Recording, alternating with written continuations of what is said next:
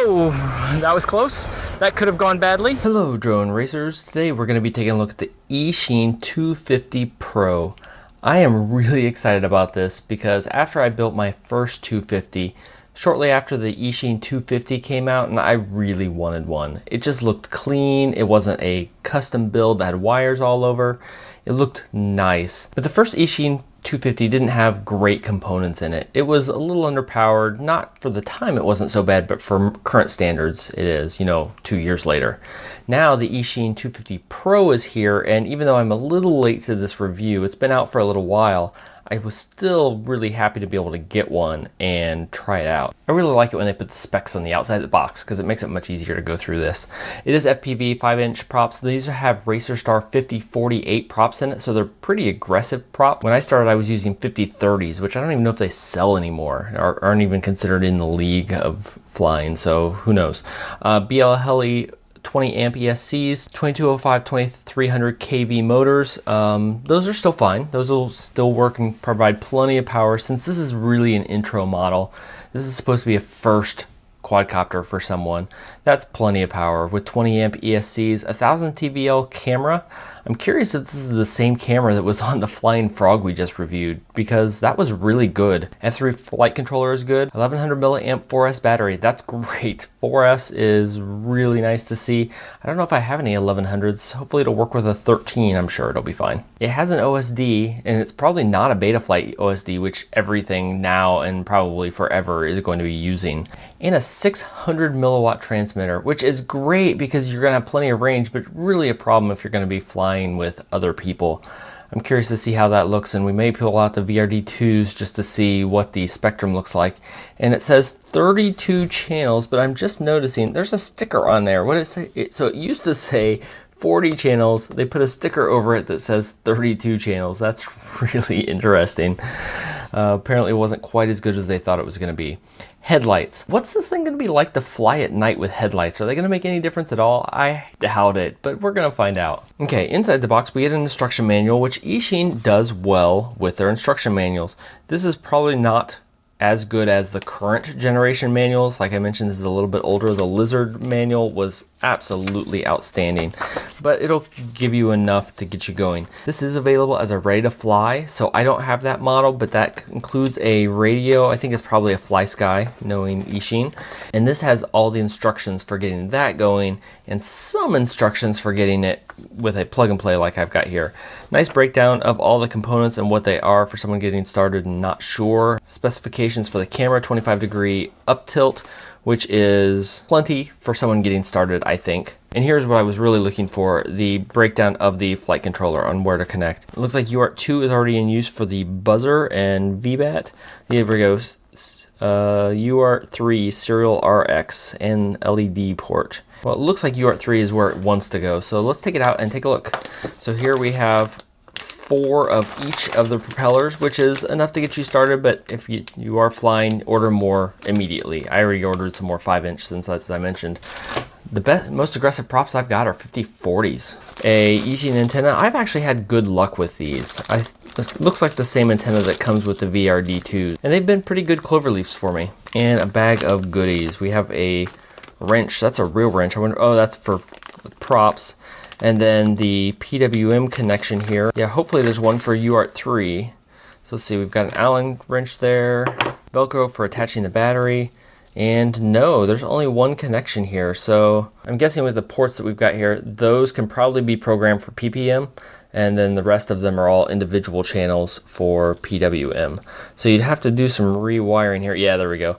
So there's the 3 of them that would be for PPM if you want to connect with that. But I really want to use this with my FreeSky XM Plus, so we're going to have to figure that out. I think it's a TrueX design. It looks like a TrueX to me, with independent ESCs. So this is made before 4-in-1s were all the rage, in the last 2.5 weeks.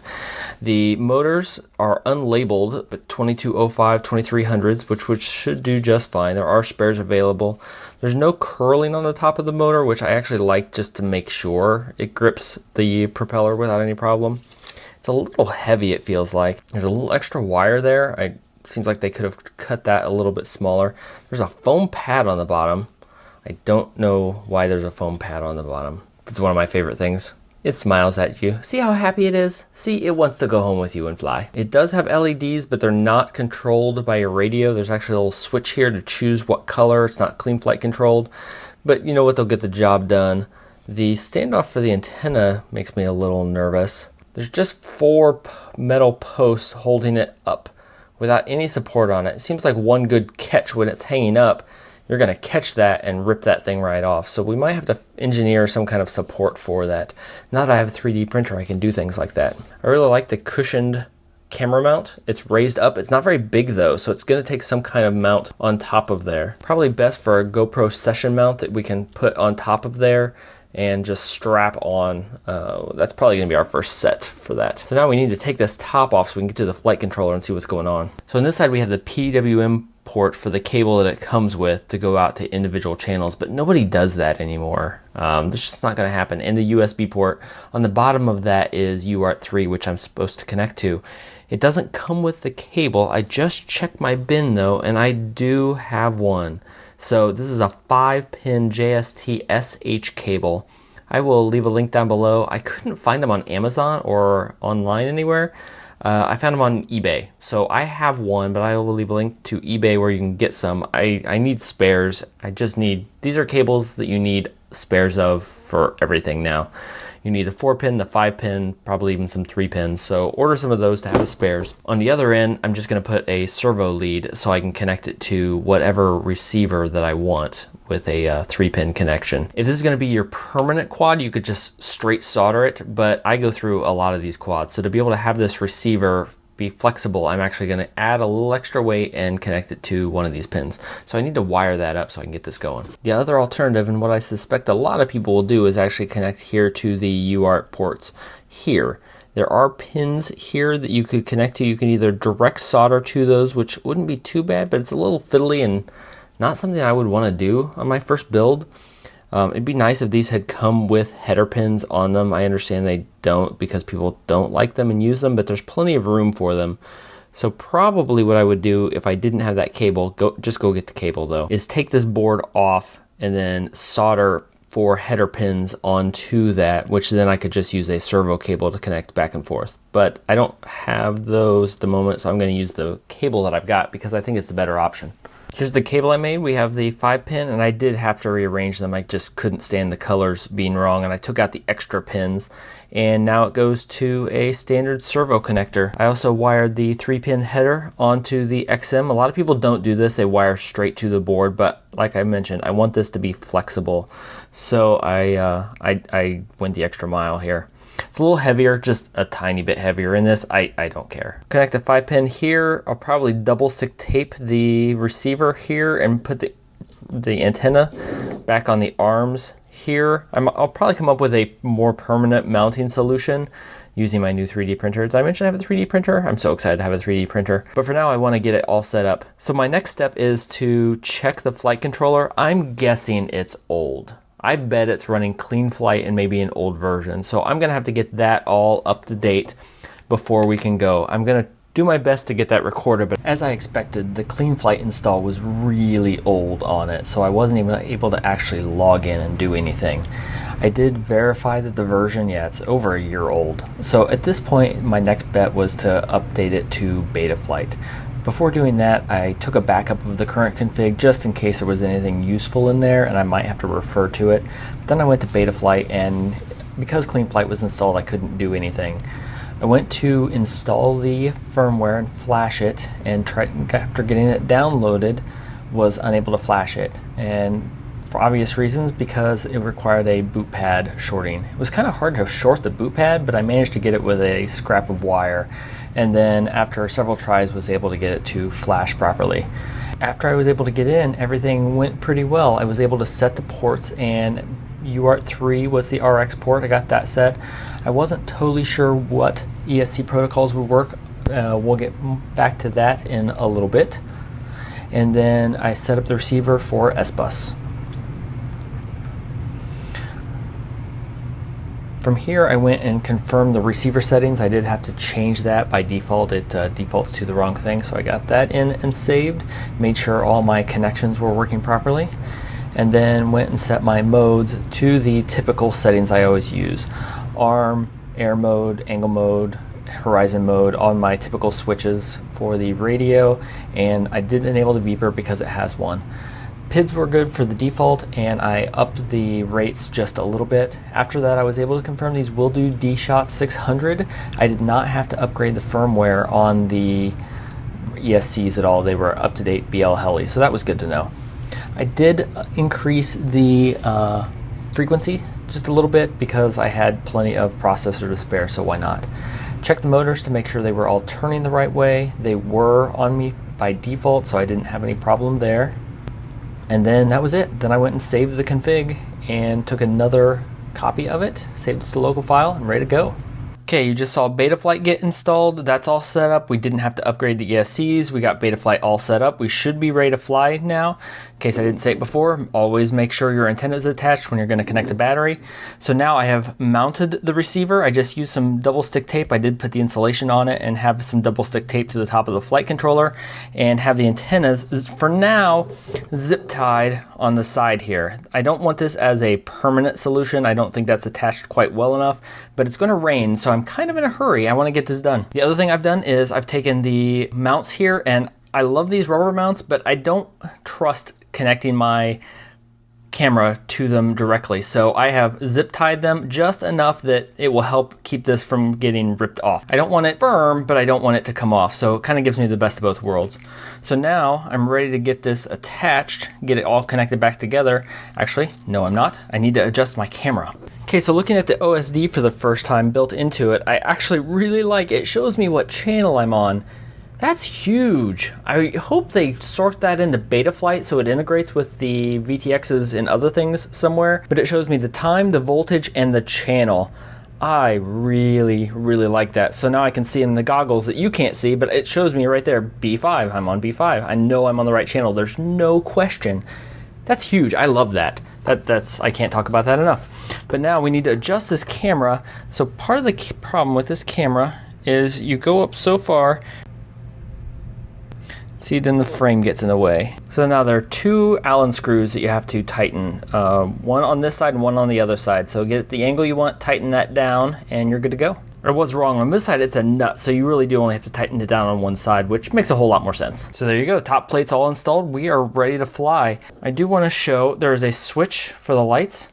So there you can see the lights. I can't imagine these are bright enough to actually make a difference. The LED switch is here. They default to off, so I just flip one switch and they turn to green. Flip another and they change to purple. Actually, that flipped two of them.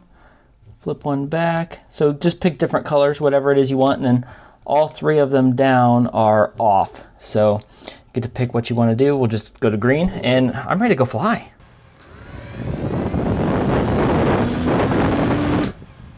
Okay, we're outside ready to do a line of sight test. I have the goggles recording the view from there. I just did a fail-safe check, turned off the radio to make sure that worked. So we'll do a hover test now. That's flat hover with no stick. That's pretty good. It's pretty windy, so it's blowing a little with the wind. We have angle mode. I don't see, everything feels really smooth, really smooth. Plenty of punch. This is on 3S, just to do a first test on 3S. I have a couple 4S batteries to try too. Let's see, so there's horizon mode. I am not good enough yet with line of sight acrobatics like some people are to test that. We can test that that's right. And then there's air mode. That's good. All right, that looks really good. Looks really smooth to me. Sounds smooth. It's quiet. It's really quiet.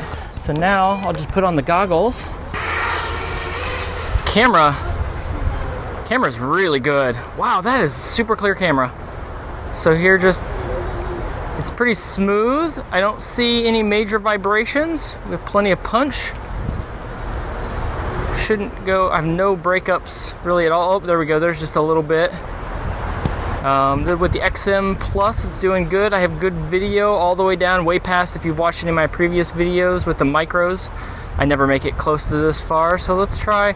I am still in stable mode. I have a little wobble. I might need a little PID tuning. Okay, so there's in stable mode. That looked really good.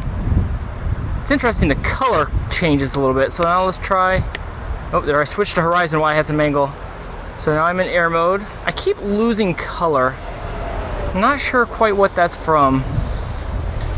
This video is so clear. Stay away from that bush.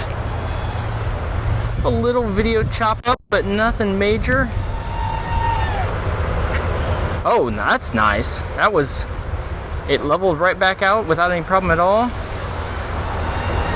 So this is just 3S, remember? Looking at voltage.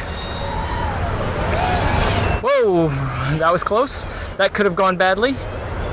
We seem to be doing good though. Can we turn sharp? Yeah, we can turn nice and sharp. I have a little oscillation at higher throttles, even with 3S. So I might need a little bit of tuning for that, but it's not bad. It's just a little bit. Or I become a big fan of soft mounting things.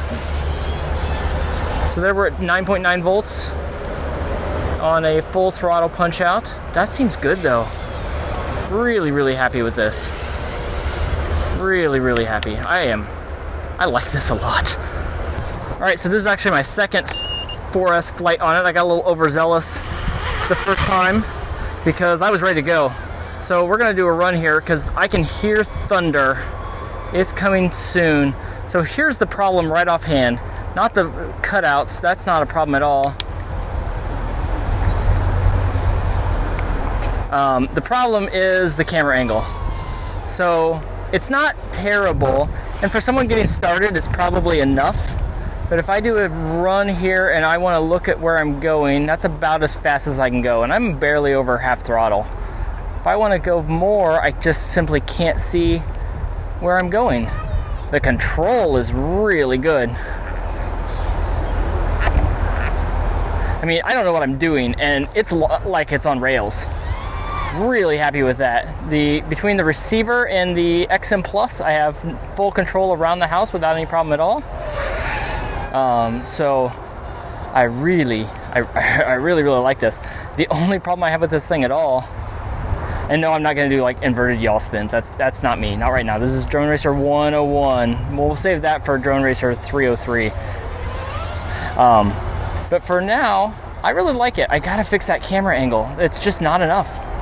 So how would this do if we were going through gates? Would it be okay? I mean, it would be okay. I just can't go at full speed. So I've got that little bush there. There, you've seen that bush a lot, and there I can't see where I'm going.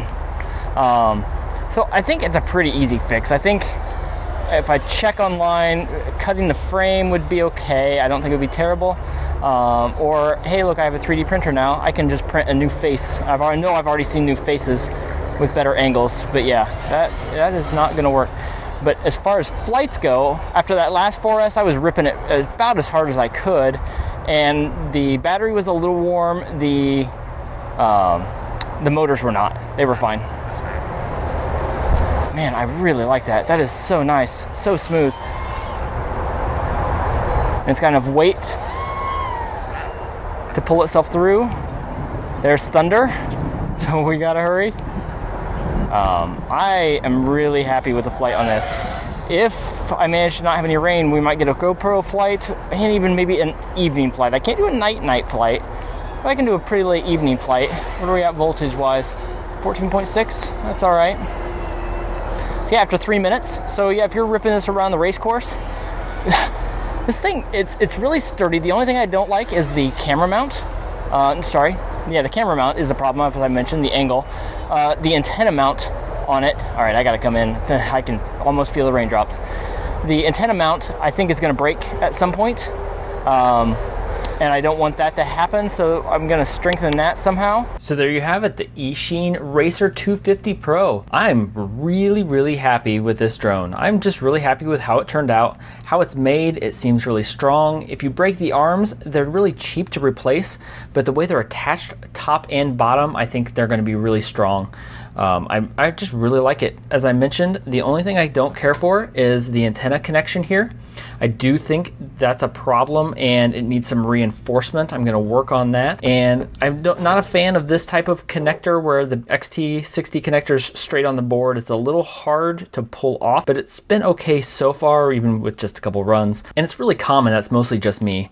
My zip ties actually worked really well here for holding these antennas. I plan to replace those, but I'm not sure I'm going to. I actually like how that turned out. The one thing I did have when I tried the 4S, my 4S here is really, really tall, and the battery strap that comes with it just couldn't quite go around. It would just go if I just got it all the way and I could just barely connect it.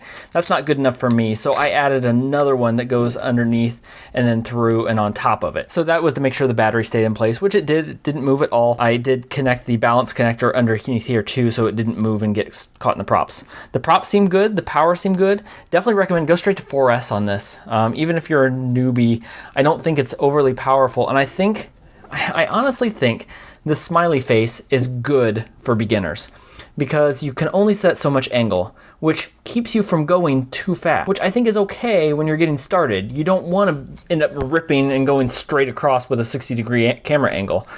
Just a little bit of an angle to learn with, and it helps with the 4S because even though you have that power, you're not going to use it as much. You're less likely to break it. You're less likely to break people and neighbors and friends and family. So on that note, definitely expect update videos on here. Something is going to change on this front plate. I don't know what it is yet, but it's going to change. I've seen some 3D print plans for that. I plan to print some reinforcements for this antenna, and we'll get that going. And really, that's the only changes I think it needs. I also will try a GoPro mount. I've got a GoPro mount ready to go and a GoPro that I've not used yet. I just got it the other day. So if you found this helpful, leave it a like and comment down below with any modifications you want to see for this. My big question is going to be is this or the new Eachine Wizard 220X that's coming out very soon going to be the best option for a beginner? This is cheaper, but that one's faster. It might be better in the long run, and it comes with the GoPro mount and things, and it will do 5S. This will do 4S, that'll do 5S. So is it worth the difference? I don't know. I will find out as soon as that gets here, but we might do a side-by-side comparison before that because I'm really happy with this. I think if you get this and you're getting started, you can't go wrong. So until next time, remember, you don't have to be afraid of 4S on this one.